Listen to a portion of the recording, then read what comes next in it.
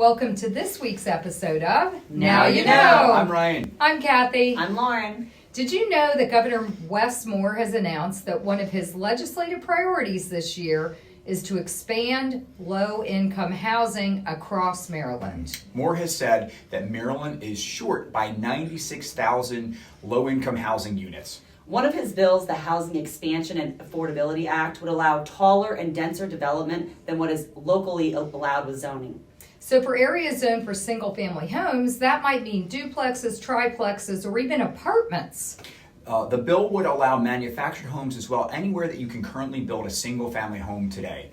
But most alarmingly, the legislation would make it tougher for localities to block development because of infrastructure concerns like traffic congestion or school capacity. Can you believe that? No. When Maryland schools are continuing to struggle with underperformance, often related to classroom size, we will just ignore test scores and cram more kids into classrooms and trailers.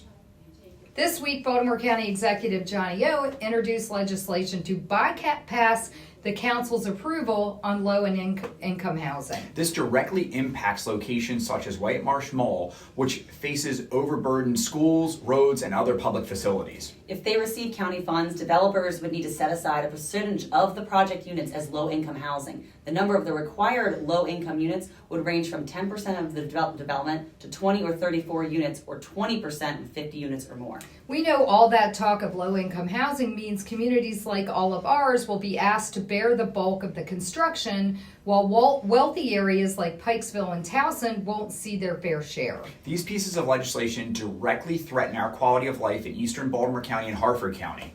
We agree with Councilman David Marks and others who are concerned about this legislation that it will strip away the council's authority and, as a result, the community's ability to weigh in on high-density projects.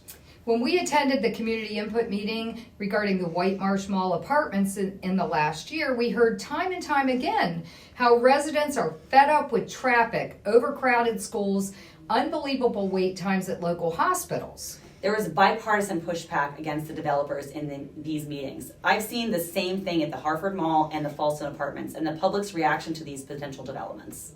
Yeah, this legislation would dramatically alter the balance of power, granting the executive branch, the governor of the county executive, and unelected bureaucrats unprecedented land use authority at the expense of the most impacted communities. We'll keep you updated on the statewide legislation as well as Baltimore County bill, which will be discussed on February 13th.